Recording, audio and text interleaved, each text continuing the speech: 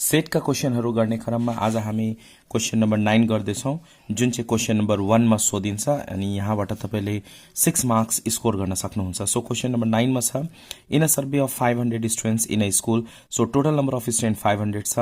250 like mathematics only 250 जना चाहिँ math मात्र मन पराउँछ। 125 लाइक इंग्लिश ओन्ली इंग्लिश मात्र मन पराउने कति जना 125 जना 125। But 50 students do not like any subject do not like math पनि मन पराउँदैन इंग्लिश पनि मन पराउँदैन। त्यो कति जना छ 50 जना छ।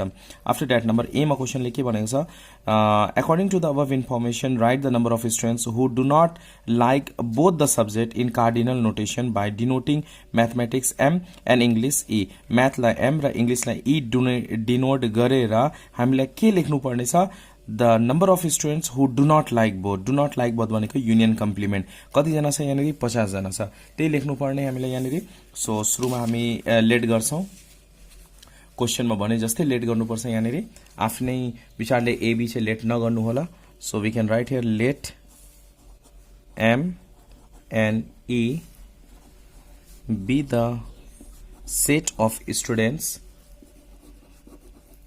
set of students who like mathematics and English respectively. Mathematics and English respectively.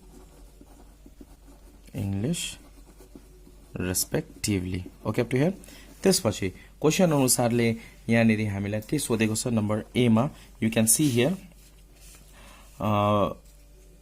cardinality who do not like both the subjects. So we can write down here and M union E complement is equal to कति जना छ 50. So we can write here 50. After that number B illustrate the above information in a Venn diagram. So के informationहरु दिएको छ पहिले यहाँ लेख्ने NU is equal to total number of student 500. So we have to write here 500. त्यसपछि math मात्र मन पराउने and only M is equal to 250. So write down here 250. English मात्र मन पराउने 125 छ. So and only E is equal to 125. र दुईटै मन नपराउने 50 students. So 50 students do not like any of subject. भनेपछि and M union E complement कति छ 50 छ. Now we have to draw the diagram showing the above information in Venn diagram. Okay, so we have to draw the here Venn diagram. You can write down here showing the above information in a Venn diagram or यहाँनिर दुईटा सबसेटहरु बनाउनु पर्छ एउटा म्याथको लागि अर्को इंग्लिशको लागि। Okay, so here we have to write on M and here we have to write on E here union. अब intersection के दिएको छैन त्यही भएर हामी यहाँनिर x लेख्ने only M भनेको यो पार्ट हो कति जना छ 250. so we have to write 250. only English मात्र मन पराउने 125. so here we have to write 125.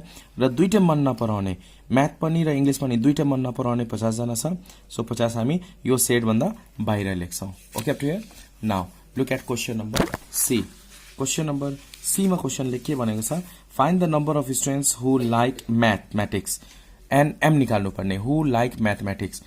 हामीलाई क्वेशनमा ओन्ली दिएको छ तर हामीलाई चाहिँ म्याथ निकाल्नु पर्ने number of students who like math. त्यसको लागि हामी के गर्ने इंटरसेक्शन निकाल्नु पर्छ and then only we can find out math.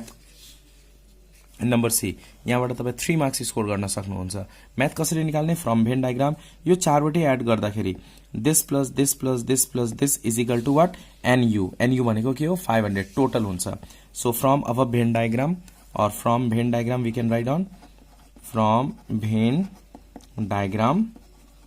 okay, 250 plus x plus 125 plus 50 is equal to कति हुन्छ 500 हुन्छ. 500 भनेको टोटल भयो. ओके, यो चारवटै पार्टहरु एड गर्दाखेरि टोटल आउँछ एनयू आउँछ. अब यो एड गर्ने 250 125 अनि 50 एड गर्दा कति हुन्छ यो 300 425 भयो. So we can write x plus 425 is equal to 500. now take this 425 to the right side. so x is equal to 500 minus 425. यहाँ प्लस छ भने माइनस हुन्छ. therefore x is equal to when you subtract यो subtract गर्दा कति आयो 75. यो के को x भनेको के को भ्यालु इंटरसेक्शन को म्याथ र इंग्लिश दुईटै मन पराउने. So we can write n m intersection e is equal to 75. हामीलाई क्वेशनले के भनेको छ find the number of students who like math. Find the number of students who like math भनेपछि nm निकाल्नु पर्ने. अब nm को फर्मुला युज गर्ने. nm is equal to n only m plus nm intersection e. nm भनेको यो total हो. Diagram हेर्नुस्, यो टोटल हो. nm भनेको यो भनेको ओन्ली m, यो भनेको इंटरसेक्शन. यो दुईटा एड गर्ने. ओन्ली m कति छ 250 प्लस इंटरसेक्शन कति आएको छ 75. यो एड गर्दा कति आयो 325. So we can write hence 325 students like mathematics. Mathematics. Okay, now look at D number. D मा क्वेशन लेके बनेगा sir. You can see here. C, not D number.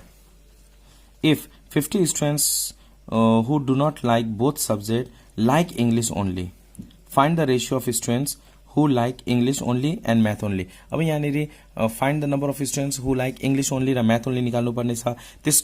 त्यो भन्दा अगाडि if 50 students who do not like both subject, दुईटे like नगर्ने कति student छ 50 स्टुडेन्ट छ. लाइक इंग्लिश ओन्ली, अब इंग्लिश मात्र लाइक गर्न थालेछ भने अब यो 50 जना के छ दुईटे लाइक नगर्ने छ. अब यो 50 जना इंग्लिश लाइक गर्न थाल्यो भने के हुन्छ ओन्ली इंग्लिश भनेको छ. यहाँनिर इंग्लिश पनि होइन. यहाँ हेर्नु होला मजाले question. If 50 students who do not like both subject like English, दुईटे मन नपराउने विद्यार्थीहरू, दुईटे सब्जेक्ट मन नपराउने विद्यार्थीहरू इंग्लिश मात्र मन पराउन थाल्यो भने नम्बर त बढ्छ. So n only e is equal to 125 थियो पहिला. अब मन नपराउने स्टुडेन्टहरू, दुईटे सब्जेक्ट मन नपराउने स्टुडेन्ट कति थियो 50 जना. अब 50 जना इंग्लिश मात्र मन पराउन थाल्यो भने पछि कुनै कारणवश यो 50 जना चाहिँ इंग्लिश मन पर्न थाल्यो भने के हुन्छ रेशियो कस्तो हुन्छ. यो दुईटा एड गर्दिने. एड गर्दा कति आयो 175. अब हामीले के फाइन्ड आउट गर्नुपर्छ रेशियो फाइन्ड आउट गर्नुपर्छ म्याथ र इंग्लिशको. So we can write here ratio is equal to n only e by n only m. Okay, so यहाँनिर ओन्ली e कति छ 175. यो अब 125 लेख्नु परेन. हामीलाई सी डी मा क्वेशनले के भन्छ 50 जनाले मन नपराउने स्टुडेन्टहरू इंग्लिश मात्र मन पराउन थालेको छ. सो 175 ओन्ली म्याथ कति छ 250 छ. सो हामी यहाँनिर 250 लेख्छौं. क्याल्कुलेट गर्ने 7/10 is equal to 7:10. So we can write down here at last. Hence the ratio of students who like English only and mathematics only is 7:10. Hope you understand this question taken from Asmita question bank. र अहिले हामी question number 9 गरिसकेका छौं. Video मन परिरहेछ बुझ्दै हुनुहुन्छ भने प्लिज लाइक गर्नु होला. न्यू हुनुहुन्छ भने please subscribe and please share with your friends too. Thanks for watching till last. Keep supporting and keep sharing.